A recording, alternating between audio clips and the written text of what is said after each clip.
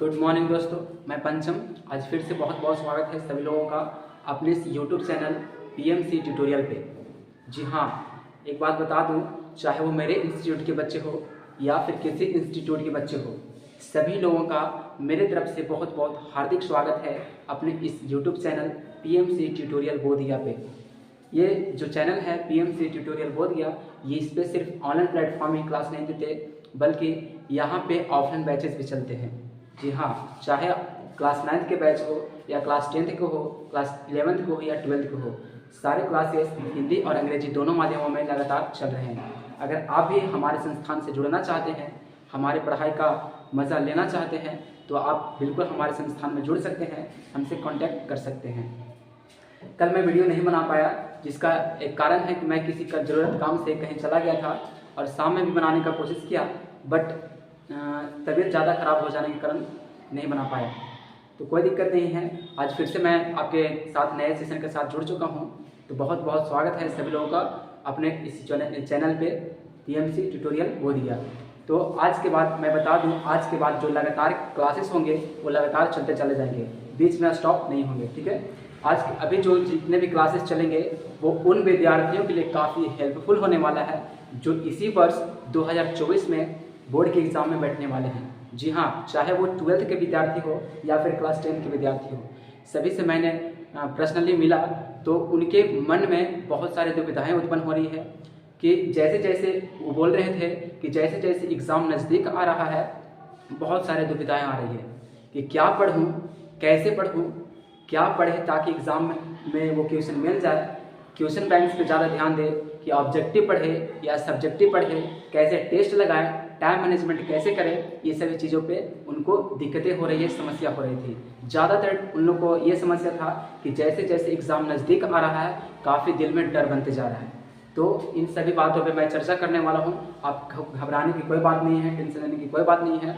सारे टिप्स मैं बताऊँगा कि कैसे पढ़ने हैं, अभी कौन से टॉपिक्स पर ज़्यादा ध्यान देने हैं, कैसे ऑब्जेक्टिव्स पढ़ने हैं, कितना ऑब्जेक्टिव्स पे ध्यान देना है, कितना सब्जेक्टिव्स पे ध्यान देना है, 5 नंबर पे कौन कौन से ध्यान दे, क्वेश्चन बैंक्स कितना पढ़े, सेल्फ स्टडी कितना करे, टाइम कितना दे, टाइम मैनेजमेंट कैसे करे, सभी बातों पे विस्तार से वर्णन करने वाले हैं। ठीक है, तो मेरे साथ बने रहें इस वीडियो में शुरू से लेकर के लास्ट तक। और एक बात और बता दूं कि अगर इस वीडियो से किसी भी विद्यार्थी को अगर चाहे वो मेरे संस्थान के हो या किसी भी संस्थान के हो, अगर इस वीडियो से किसी भी विद्यार्थी को थोड़ा सा भी लाभ मिलने वाला है तो प्लीज़ इस वीडियो को जितना ज़्यादा से ज़्यादा शेयर कर सकते हैं, लाइक कर सकते हैं, सब्सक्राइब कर सकते हैं।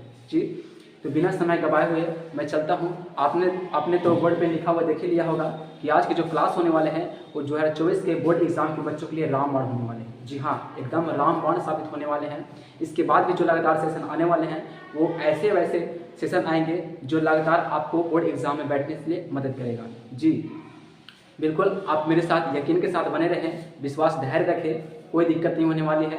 अगले सेशन में और अच्छे टिप्स पे दिया जाएगा कि कैसे कॉपी लिखने हैं, कौन कौन से क्वेश्चन पे ज़्यादा ध्यान देना है, सारे सेशन आपके सामने लाऊंगा। ठीक है, तो बने रहें। आज की क्लास को स्टार्ट करते हैं बिना समय गंवाए हुए। ठीक है, तो आपको बता दिया गया होगा कि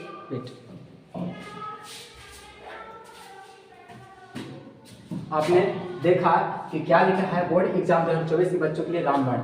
जी हाँ, जितने भी विद्यार्थी, चाहे वो विद्यार्थी 12th के हो या फिर 10th के हो, जो भी विद्यार्थी क्लास 12th में इस बार बोर्ड एग्जाम में बैठने वाले हैं, उनके लिए ये आज का सेशन बहुत ही ज़्यादा महत्वपूर्ण और बहुत ही ज़्यादा हेल्पफुल होने वाले हैं। तो ध्यान दें, गौर करें, मेरी बातों पे ध्यान देना कि क्या क्या मैं बोलता हूँ और कैसे आपको पढ़ने हैं। एकदम बिल्कुल घबराने की बात नहीं है, अभी भी आपके पास बहुत टाइम है।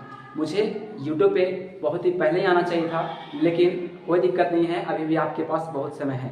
1 से 1.5 घंटा 1 से 1.5 मंथ आपके पास समय है। आप उसको यूटिलाइज करो और उसी सेशन में आपको इस तरह से तैयारी करनी है, इस तरह से पढ़ना है कि आप बोर्ड एग्जाम में बेहतर से बेहतर मार्क्स को स्कोर कर पाओ। ठीक है, तो उसी के लिए मैं कुछ टिप्स दूंगा, आप ध्यान दीजिएगा, गौर कीजिएगा मेरे बात पे। पहला जो बच्चों के मन में सवाल आ रहे थे कि क्या पढ़े, अभी जो समय चल रहा है, अभी कुछ बच्चों का सिलेबस खत्म हो चुका है, कुछ ने नोट्स बना लिया है, तो उनको डाउट था कि क्या नया पढ़े, जो छूटा हुआ उसको पढ़े पूरा करे या फिर जो पढ़ लिए हैं उस नोट्स को पढ़े। तो जो मैं बता दूं, पहले टिप्स की अगर बात करें तो बच्चों के मन में सवाल था कि क्या पढ़े, दूसरा सवाल आया क्या कि बोर्ड एग्जाम की तैयारी कैसे करें। ब्रैकेट में लिखा गया क्वेश्चन बैंक, यानी क्वेश्चन बैंक को कितना पढ़े, क्वेश्चन बैंक से क्या सवाल एग्जाम में आते हैं, क्वेश्चन बैंक पढ़ना लाभदायक होगा कि नहीं, ये सवाल बच्चों के मन में था। ठीक है, अगले सवाल की अगर बात करूं तो अगले सवाल में था कि टाइम मैनेजमेंट कैसे करें। टाइम मैनेजमेंट कैसे करें, वहाँ पे आपको 3 घंटा का समय दिया जाएगा और यहाँ पे बच्चों को सॉल्व कराया जा रहा है क्वेश्चन, तो कहीं पे 3.5 घंटा ले रहा है, कोई बच्चे पहले ही सॉल्व किए जा रहे हैं। तो ये बात बताऊंगा कि टाइम मैनेजमेंट कैसे करना है, एग्जैक्ट टाइम में आप पेपर पूरा कैसे लिख पाओगे। ठीक है, तो ये बताऊंगा और इसमें टेस्ट के बारे में चर्चा किया जाएगा कि आपको टेस्ट कितने देने हैं, टेस्ट से आपको क्या लाभ होने वाले हैं, ये बात बताई जाएगी। ठीक है, आगे जो सवाल आया था कौन विषयों पर ज़्यादा ध्यान दें, यानी कि बहुत सारे सब्जेक्ट्स आपको लगभग सभी चाहे 12th के हो या फिर 10th के हो, लगभग 6 सब्जेक्ट पे ध्यान देना होगा, पढ़ना है। तो इसी पे इन लोगों को डाउट था कि कौन से सब्जेक्ट पे ज़्यादा ध्यान दें जिससे हम मार्क्स को अच्छे से स्कोर कर पाएँ और हमारा मार्क्स ज़्यादा से ज़्यादा बढ़ पाए। ठीक है, इस पर भी बात करेंगे। अगला सवाल था कि सब्जेक्टिव पढ़े या ऑब्जेक्टिव, कितना ध्यान दें सब्जेक्टिव क्वेश्चन पे और कितना ध्यान दें ऑब्जेक्टिव क्वेश्चन पे। जी हाँ, ये भी सवाल मेरे दोस्तों के साथ आया है, मेरे पास मेरे स्टूडेंट विद्यार्थियों के द्वारा आया है। फिर अगला क्या है कि अभी एग्ज़ाम तक कितने घंटे पढ़ाई करें। कुछ लोग बोल रहे थे कि कितना पढ़ाई करें, मैं 2 घंटा पढ़ता हूँ, कोई कहते हैं 4 घंटा पढ़ता हूँ। तो अगर इस सेशन में बता दूंगा कि अगर बोर्ड एग्ज़ाम में बेहतर करना चाहते हो, बेहतर स्कोर करना चाहते हो, तो आपको कितने घंटे पढ़ने हैं, किस तरह से पढ़ने हैं, कौन से सब्जेक्ट को कितना टाइम देना है, ये सारे बातों पे एक्सप्लेन से चर्चा किया जाएगा। आप बिल्कुल बेफिक्र रहें, टेंशन लेने की बात नहीं है। ठीक है, अगला जो सवाल आया वो गेस क्वेश्चन के बारे में। कुछ बोल रहे थे कि सर आपके पास अगर गेस क्वेश्चन है तो वैसा गेस क्वेश्चन दे दीजिए जिससे हम पढ़ करके अपने एग्जाम में बेहतर स्कोर पाएँ। जी हाँ, गेस क्वेश्चन से एक बात आई, मैं बता दूं कि जैसे आप सभी लोग ने 6-7 क्लास पढ़े होंगे, तो उनमें जो जितने भी स्कूल में पढ़ रहे होंगे वह स्कूल्स में जब एग्ज़ाम होते थे तो बच्चों के मन में ये डाउट आते थे कि काश सर ने हमें क्वेश्चन गेस कर देते, जितने भी बोर्ड में एग्ज़ाम में क्वेश्चंस आने वाले हैं उसमें से कुछ क्वेश्चंस अगर गेस कर देते तो उसको याद करके हम कम समय में अच्छा स्कोर कर पाएँ एग्ज़ाम में। तो किसी स्कूल में गेस कराया जाता है। अभी भी आप लोग इमेजिन कर रहे होंगे, ये कर रहे होंगे कि पता चल रहा होगा कि मैंने स्कूल पढ़ा है तो कैसा वहाँ पे रूल रेगुलेशन थे। ठीक है, तो उसमें जो गेस क्वेश्चन कराया जाता था, बच्चा वो अगर पढ़ लिया वही चीज़ अगर एग्जाम में भिड़ जाता था तो बच्चों के अंदर से क्या होता है कि बहुत अंदर से खुशी होती है, क्या कि क्वेश्चन जैसे ही देखता है उसके चेहरे पे स्माइल आ जाती है कि आज क्वेश्चन छूटने वाले नहीं हैं, बहुत अच्छे से लिखूंगा और बहुत ही बेहतर मार्क्स आने वाले हैं इस सब्जेक्ट में। ठीक है, तो इसी के बेसिस पे मैं अगले सेशन में बहुत ऐसे इंपॉर्टेंट क्वेश्चन लाऊंगा जो डायरेक्ट आपको हिट कर सकते हैं कहाँ पे, बोर्ड एग्जाम में। ठीक है, जी हाँ दोस्तों, चाहे कोई भी सब्जेक्ट का हो, मैथ्स का हो, साइंस का हो, आर्ट्स का हो, हिंदी का हो या संस्कृत का हो, किसी भी सब्जेक्ट की बात हो, इंपॉर्टेंट क्वेश्चन लाऊंगा विद सोल्यूशन के साथ आपको दिया जाएगा।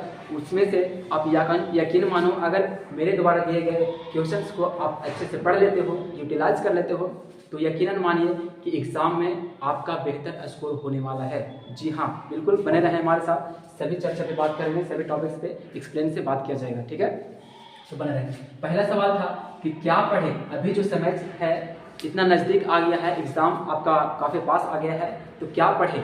तो मैं बता दूं कि अभी जिसका सिलेबस पूरा हो गया है वो तो ठीक है, अगर जिसका नहीं हुआ है तो वो वहीं पे स्टॉप हो जाए। जी हाँ, अगर नया कुछ पढ़ने जाते हैं तो उसको पढ़ना बंद करें। जितना पढ़ लिए हो आप, जितना नोट्स बना लिए हो, उसी नोट्स को बार बार रिवाइज करें। वो कहते हैं ना, 10 किताब को एक बार पढ़ने से अच्छा है कि एक ही किताब को 10 बार पढ़ें, ये बात हो जाती है। तो जितना भी आपको नोट्स बनाए हो, जितना पढ़ लिया है उस चीज़ को ज़्यादा रिवाइज कीजिए, जितना ज़्यादा से ज़्यादा रिवाइज कीजिए उसी से ऑब्जेक्टिव्स आपको निकलेंगे। 2 नंबर के सवाल वहीं से निकलेंगे, 5 नंबर के सवाल वहीं से निकलेंगे। तो आपको नया कुछ पढ़ने का कोशिश ना करें तो ज़्यादा बेहतर है। आपके लिए यही बात कहूँगा कि आपके द्वारा जितना भी पढ़ लिया गया है 1 साल में, तो आपने पढ़ा होगा, जो पढ़ा होगा उसका नोट्स भी तैयार है, तो नोट्स को जितना ज़्यादा रिवाइज करें, जितना ज़्यादा रिवाइज कर सकते हैं वो आपके लिए बेनिफिट होगा। ठीक है, लाभदायक होगा। तो अभी नया पढ़ने का कोशिश ना करें, जो भी है आपके नोट्स हैं, अपने जो हैंडराइटिंग नोट्स बनाए हैं उसी नोट्स को ज़्यादा पढ़ने का प्रयास करेंगे। ठीक है, तो नया पढ़ना का भी जरूरत नहीं है, कुछ भी नया नहीं पढ़ना, जो भी पढ़ना है आपके द्वारा जो पढ़ा गया है वही, क्योंकि अगर नया पढ़ोगे तो जो पढ़ा हुआ है वो भी छूट जाएगा। ठीक है, इसीलिए आप नया पढ़ने का कोशिश ना करें। जो पढ़ लिए हो आप उसी पे रिवाइज कीजिए, उसी को ज़्यादा से ज़्यादा रिवीजन कीजिए। जितना ज़्यादा रिवीजन करोगे उतना ज़्यादा आपके लिए बेनिफिट होने वाला है आपके बोर्ड के एग्जाम में। ठीक है, अगला क्वेश्चन था कि बोर्ड एग्जाम का तैयारी कैसे करें। तो मैं बता दूँ उन विद्यार्थियों को जो एग्ज़ाम देने वाले हैं वो अपने नोट्स को तो पढ़ेंगे ही, नोट्स को पढ़ने के साथ साथ क्वेश्चन बैंक्स पे ज़्यादा ध्यान दें। अब उनके सवाल था कि क्या क्वेश्चन बैंक से सवाल वहाँ पे भिड़ते हैं? जी हाँ, बिल्कुल भिड़ते हैं। 70 से 80% सवाल जो होते हैं क्वेश्चन बैंक से ही होते हैं।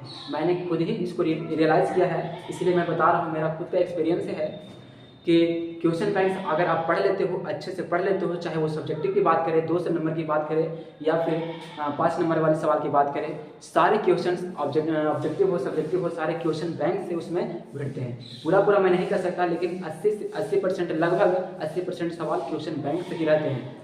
आप क्वेश्चन बैंक पलट करके देखना, बहुत सारे सवाल आपको ऐसे मिलेंगे ऑब्जेक्टिव सब्जेक्टिव दोनों में कि बार बार रिपीट होते रहते हैं। 2015 में भी वही सवाल पूछ दिया जाएगा, कभी कभी 16 में, 17 में, 19 में, 20 में, इस तरह से आपको रिपीट सवाल मिलेंगे।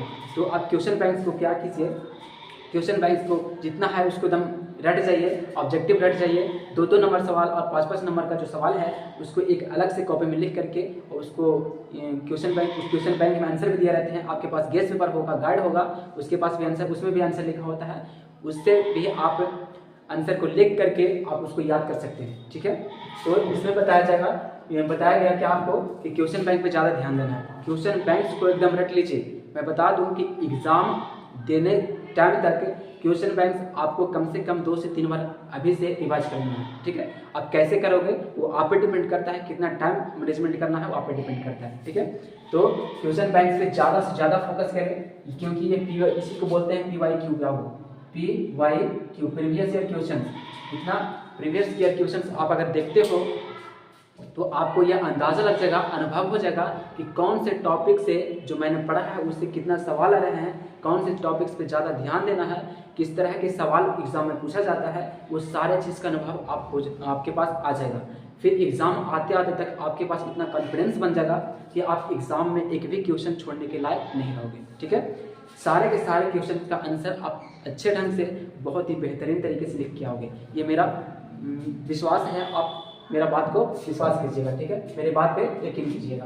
तो अभी क्वेश्चन बैंक पे ज़्यादा ध्यान दीजिए, जितना ज़्यादा हो सके क्वेश्चन बैंक को पढ़िए, जितना ज़्यादा हो सके क्वेश्चन बैंक को रिवीजन करना है। ठीक है, बार बार उसको पढ़ें, जितना भी उसमें 2 नंबर के क्वेश्चन है उसको भी लिख करके, 5 नंबर के क्वेश्चन है उसको देखिए, बार बार जो रिपीट किया गया है उस पर ज़्यादा फोकस करें, किस तरह से उसमें आंसर लिखा गया है वो उसको ध्यान दें। ठीक है, तो क्वेश्चन बैंक पे ज़्यादा फोकस करना है, PY क्वेश्चन यानी कि प्रीवियस ईयर सवाल पे। ठीक है, आगे चलते हैं। अगला जो है टाइम मैनेजमेंट कैसे करें। बहुत सारे बच्चों के माइंड में ये सवाल था कि कोचिंग में टेस्ट तो लिए जा रहे हैं लेकिन 3 घंटा में हमारा सवाल नहीं बन पा रहा है, 2.5 घंटा में मेरा सवाल नहीं बन पा रहा है, जितना टाइम दिया जाएगा उसमें पूरा सवाल नहीं हो पा रहा है। तो ये टाइम मैनेजमेंट कैसे करें, तो मैं बता दूं, इसके लिए आपको टेस्ट की ज़रूरत है। जी हाँ, आपको टेस्ट देना होगा, चाहे वो आपके इंस्टीट्यूट में दो या फिर रूम पर बैठ के दो। इंस्टीट्यूट में अगर आपके कोचिंग संस्थान में टेस्ट हो रहे हैं तो बहुत अच्छी बात है। अगर उसके साथ साथ आप घर पे भी आपके पास अगर टाइम है तो कम से कम एक सब्जेक्ट का टेस्ट हर रोज़ देने का कोशिश करें। 3 घंटा आप सब चीज़ मोबाइल को साइड करके, जितने भी डिस्ट्रैक्शन के वस्तु हैं उनको साइड करके आप पूरी फोकस के साथ 3 घंटा आप टेस्ट दें। टेस्ट देने से क्या होगा कि आप क्वेश्चन पता चलेगा कि किस तरह से क्वेश्चन आता है। इतना अगर 1 मंथ लगातार आप टेस्ट दे देते हो तो इतना ज़्यादा क्वेश्चन आपके पास टैकल कर पाओगे आप कि उसी से सवाल एग्जाम में मिलने वाले हैं, आपका बाहर से सवाल एक भी नहीं रहेगा। ठीक है, तो जितना से ज़्यादा आप टेस्ट दे सकते हैं, टेस्ट को सॉल्व कर सकते हैं। कितने बच्चे ऐसे होते हैं, मैंने खुद ही देखा है कि टेस्ट कोचिंग में हो गया, कोचिंग का मार्क्स भी मिल गया और पेपर को फोल्ड करके कॉपी में घुसा के रख देते हैं या फिर अलमारी पे, धिरका पे, जहाँ पे रख देते हैं। तो वैसा बिल्कुल भी ना करें। जो भी क्वेश्चन आपको पेपर दिया गया है उसमें जितना क्वेश्चन आपका आ रहा है वो आंसर तो लिखें ही, फिर रूम पर जाने के बाद, घर पे जाने के बाद जिस क्वेश्चन का आंसर आपने नहीं लिखा उसको याद कर लें। जो आपने जिसमें गड़बड़ हुआ है उसको भी ध्यान दें, रियलाइज करें, क्वेश्चन को यूटिलाइज करें। और जिसका क्वेश्चन का आंसर आपने नहीं दे पाया है तो उसके लिए भी आपको तैयार रहना होगा, उसको आप घर पे याद कीजिए, उसको रिवाइज कीजिए, ताकि अगर वही क्वेश्चन अगले पेपर में आ जाए तो वो छूट ना पाए। ठीक है, तो इसी तरह से आप अगर प्रिपेयर करते जाओगे तो यही सब सवाल में से कुछ सवाल आपको मिलेंगे देखने के लिए कहाँ, बोर्ड एग्जाम में। तो आपको बेहतरीन ढंग से आपको इस तरह से तैयारी करना है सारे सब्जेक्ट के बारे में। ठीक है, अगला सवाल था कि कौन कौन विषय पर ज़्यादा ध्यान दें।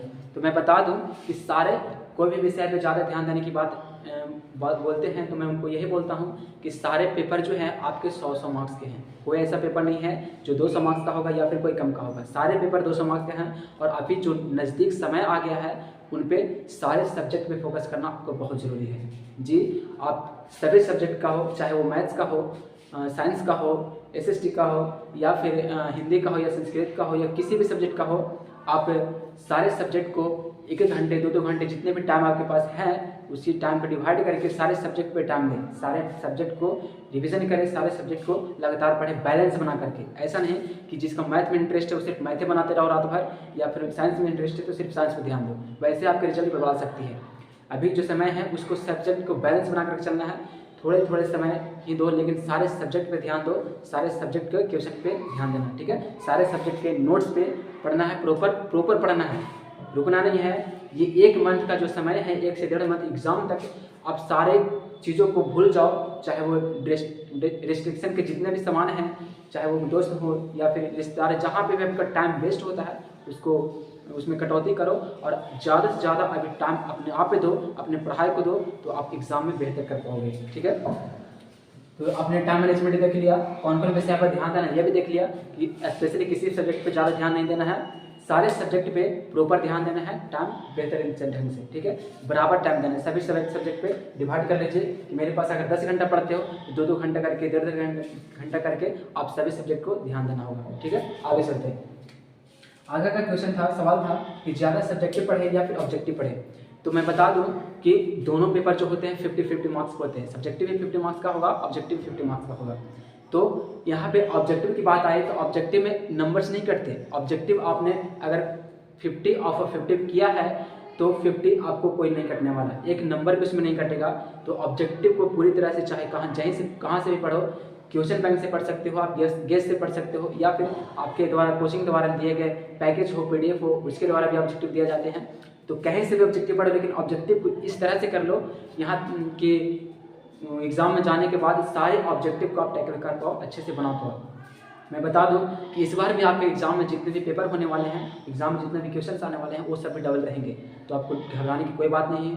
आप जितना पढ़े हैं उसी चीज़ को रिवीजन कीजिए। अगर ऑब्जेक्टिव 50 बनाना है तो सवाल आपको 100 दिए जाएंगे, तो 100 सवाल में से 50 सवाल आपको ऐसे मिलेंगे देखने को जिसमें जो टॉपिक आप पढ़े हैं उसी से सवाल रहेगा, तो आपको छूटने वाला नहीं है। जिस तरह से मैं गाइडेंस कर रहा हूँ, जो बात बता रहा हूँ उसको गौर से सुनिए और उसी बात पे अड़े रहिए और ध्यान से पढ़िए, अपने आप को लगातार तैयारी में लगा रहिए, ठीक है।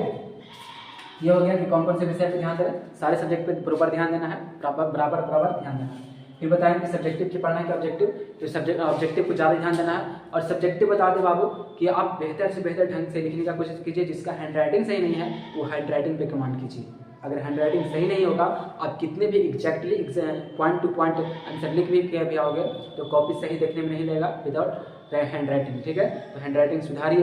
हैंड राइटिंग सुधारने की वजह से क्या होता है कि जितना भी एग्जामिनर कॉपी चेक करते हैं उसके माइंड में ये बनता है कि इसका राइटिंग भी अच्छा है, आपका पेपर का प्रेजेंटेशन जैसा होगा उसके अनुसार ही आपको नंबर्स मिलेंगे, ठीक है। तो बाकी विशेष जितने भी एग्जाम से रिलेटेड डाउट होंगे वो आगे भी सेशन में क्लियर करते जाऊंगा, ठीक है। आगे चलते हैं। तो आपको सब्जेक्टिव भी पढ़ने हैं और ऑब्जेक्टिव पढ़ने हैं। सब्जेक्टिव आप क्वेश्चन बैंक से ज़्यादा फोकस करो, ऑब्जेक्टिव आप कहीं से भी कर सकते हो, फोन से भी कर सकते हो, बहुत सारे चैनल यूट्यूब चैनल है उस वहाँ से कर सकते हो। बाकी आने वाले सेशन में मैं भी ऑब्जेक्टिव सब्जेक्टिव सारे सवाल लेकर आऊँगा कि VVI सवाल जो डायरेक्ट एग्जाम में मिलेंगे, चाहे वो 2 नंबर के सवाल हो, 5 नंबर के सवाल हो या फिर 1 नंबर वाला ऑब्जेक्टिव सवाल हो, सारे सेशन मेरे साथ मिलाएंगे। तो आप मेरे साथ भी जुड़ सकते हैं या फिर किसी भी आपके जिस टीचर से ज़्यादा समझ में आता है उसी से आप जुड़ सकते हैं, उसी से पढ़ाई कर सकते हो, ठीक है। आगे चलते हैं। तो सब्जेक्टिव पे भी ध्यान देना है और ऑब्जेक्टिव पे भी ध्यान देना है। आगे बढ़े। अगला सवाल था कि अभी एग्जाम तक कितने घंटे पढ़ाई करें। तो मैं बता दूं कि घंटे मैटर नहीं करते, आप जितना घंटा भी पढ़ो पूरी फोकस के साथ, पूरी कंसंट्रेशन के साथ पढ़ो, ठीक है। 1 घंटा ही पढ़ो, 4 घंटा ही पढ़ो, लेकिन 4 घंटा में क्या आप उससे आउटपुट ले रहे हो वो आपके पास होना चाहिए, ठीक है। कितने बच्चे होते हैं कि 10 से 12 घंटा लगे हैं लेकिन वो उससे आउटपुट नहीं ले रहे हैं, किस तरह से पढ़ना है वो उसको पता नहीं, बस टैग कॉपी खोल के टाइम वेस्ट करने के लिए वो लगे रहते हैं। बस पता चलता है, बाद में पता चला कि उसके पढ़ तो रहा है, बैठा हुआ है पढ़ने के लिए, लेकिन उसने क्या सीखा वो कुछ पता नहीं चलता। तो पूरी फोकस के साथ पढ़े, 4 घंटा ही पढ़े, 5 घंटा ही पढ़े, लेकिन पूरी फोकस के साथ पढ़े, ठीक है। और जितना आपके पास टाइम होता है, मैं ये नहीं कहता हूँ कि 10 घंटा पढ़िए या 12 घंटा पढ़िए या आठ घंटा पढ़िए। आपके पास जितना समय है, जितना समय आप पढ़ रहे हो, थोड़ा सा आप मेहनत ज़्यादा करना शुरू कर दो, क्योंकि आपका एग्ज़ाम जो है काफ़ी नज़दीक आ चुका है, तो टाइम थोड़ा ज़्यादा देना होगा। अगर प्रिपरेशन अच्छे से नहीं हुआ है तो जिसका प्रिपरेशन हो गया है वो जितने लगातार पढ़ रहे हैं उतना ही पढ़ सकते हैं, कोई दिक्कत नहीं उसमें। आपका एग्ज़ाम बहुत बेहतरीन जाने वाला है, ठीक है। तो मैं बता दूँ कि जितना आपके पास टाइम है उतना टाइम में प्रॉपर ढंग से, बेहतरीन ढंग से सारे सब्जेक्ट को बैलेंस बना करके चले और सारे सब्जेक्ट पे ध्यान देना है, ठीक। अगला क्वेश्चन था बच्चों लोग का कि गेस्ट क्वेश्चन। तो गेस्ट क्वेश्चन का बात करूँ तो मैं अगले सेशंस में जो जितने भी वीडियोस आने वाले हैं आपके साथ, लगातार आप वीडियोस आएंगे बनेंगे, और लगातार आपके साइंस का सवाल हो, मैथ्स का सवाल हो, या फिर SST का सवाल हो, किसी भी सब्जेक्ट का सवाल हो जो डायरेक्ट एग्जाम में पूछेंगे, मैं ऐसा क्वेश्चन लाऊंगा, हीटर क्वेश्चन लाऊंगा कि जिसको अगर आप पढ़ लेते हो, चाहे मेरे द्वारा दिए गए सोल्यूशन से पढ़े या अपनी कोचिंग द्वारा लिखाए गए आंसर से पढ़ें या फिर किसी कहीं से पढ़ो, अगर वो क्वेश्चन पे ज़्यादा ध्यान दे देते हो, वो टॉपिक को अच्छे से पढ़ लेते हो, तो आपका एग्ज़ाम बहुत बेहतरीन जाने वाला है। आपको एग्ज़ाम के बारे में अभी नहीं सोचना है, अभी बस लगातार मेहनत करते जाइए। आपका काम है परिश्रम करना, मेहनत करना, फल क्या देखा जाएगा, रिजल्ट कैसा आएगा वो आपको पता चल जाएगा। अगर आपका मेहनत अच्छा से होगा, मेहनत अगर अच्छे से कर रहे होगे तो आपका रिजल्ट भी, परिणाम भी आपको देखने के लिए बहुत अच्छा मिलेगा, ठीक है। तो आप अच्छे से कीजिए, अपना तैयारी करते रहें, बने रहें मेरे साथ, हमारे साथ अगले सेशन में भी। और गेस्ट क्वेश्चन की मैंने बात किया तो अगले सेशन से मैं गेस्ट क्वेश्चन भी लाऊंगा, चाहे वो कहीं से लाऊं, मैं लाऊंगा और ऐसा क्वेश्चन लाऊंगा, और उसी में से मैं, मेरा यकीन मानने, जो मैं गेस्ट क्वेश्चन दूंगा उसको अगर अच्छे से पढ़ लेते हो तो उसी में से जो भी क्वेश्चन सवाल रहेंगे बस उसी में से रहेंगे, यकीन मानो। 80 से 90% सवाल मैं उम्मीद करता हूँ कि जो सवाल दूंगा वो वहीं से क्वेश्चन वहाँ बनेंगे। किस तरह से कॉपी लिखना है, किस तरह से कॉपी का प्रेजेंटेशन करना है, वो सब अगले वीडियो में बताऊंगा। एग्जाम देने के बाद आते हैं सही बच्चे, सबसे पूछोगे तो बोलेंगे मेरा पेपर अच्छा गया, लेकिन रिजल्ट के बाद पता चलता है कि किसका पेपर कितना अच्छा गया था, ठीक है। तो कॉपी कैसे लिखना है ताकि आप अच्छे स्कोर कर पाओ, ज़्यादा से ज़्यादा मार्क्स को अचीव कर पाओ, वो सारे टॉपिक्स में मैं बात करूँगा कि कॉपी कैसे लिखना है, हैंड राइटिंग कैसे होना चाहिए, टॉपिक को एक्सप्लेन कैसे करना है, अगर 5 नंबर का सवाल है तो उसको कैसे लिखना है, कोई भी सवाल अगर ऐसा है जो नहीं आ रहे हैं एग्जाम में उसको भी अगर लिखना चाहते हो तो उसको भी कैसे लिख सकते हो, पूरा मार्क्स को कैसे स्कोर अचीव कर पाओगे, वो सारे सवाल पे, सारे जो आपका डॉट है उस सारे सवाल पे बात किया जाएगा। अगले सेशन में मैं बेहतरीन ढंग से समझाने का और भी कोशिश करूँगा, ठीक है। तो उम्मीद करता हूँ कि जितने भी आपके सवाल थे, जितने भी विद्यार्थी सबका सवाल था वो मैं क्लियर कर पाऊँ। अगर नहीं हुआ होगा तो धीरे धीरे आने वाले वीडियो में और अच्छे से एक्सप्लेन करते जाऊँगा, सारा क्लियर हो जाएगा, ठीक है। तो जैसे मैंने बताया कि टाइम भी ध्यान देना है, सब चीज़ पे ध्यान देना है, टाइम मैनेजमेंट ये सब, और सब पे अच्छे से पढ़ाई करना है।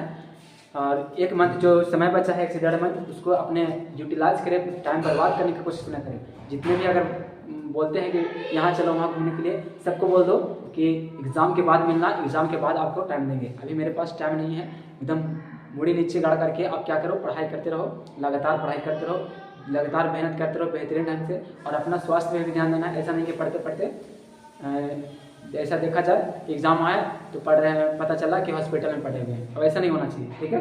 अपना हेल्थ पे भी ध्यान देना है, स्वास्थ्य पे भी ध्यान देना है, और लगातार पढ़ाई भी करते जाना है, ठीक है। रेस्ट भी लेना है समय समय पे, ज़्यादा मतलब कि ज़्यादा अपना शरीर को अभी कर सकते हो, कोई दिक्कत नहीं है। अभी जो जितना समय बचा आपके पास, 1 मंथ में कुछ ज़्यादा गड़बड़ाएगा नहीं, आप ज़्यादा से ज़्यादा टाइम दे करके अपने सिलेबस को पूरा कर सकते हो, और जो पढ़ा हुआ है बस उसी की रिवाइज कीजिए। और क्वेश्चन बैंक्स पे, मैं क्वेश्चन बैंक्स पे बार बार जोर दे रहा हूँ कि क्वेश्चन बैंक्स पे जितना ज़्यादा हो सके जो आप क्या करें, पढ़ें।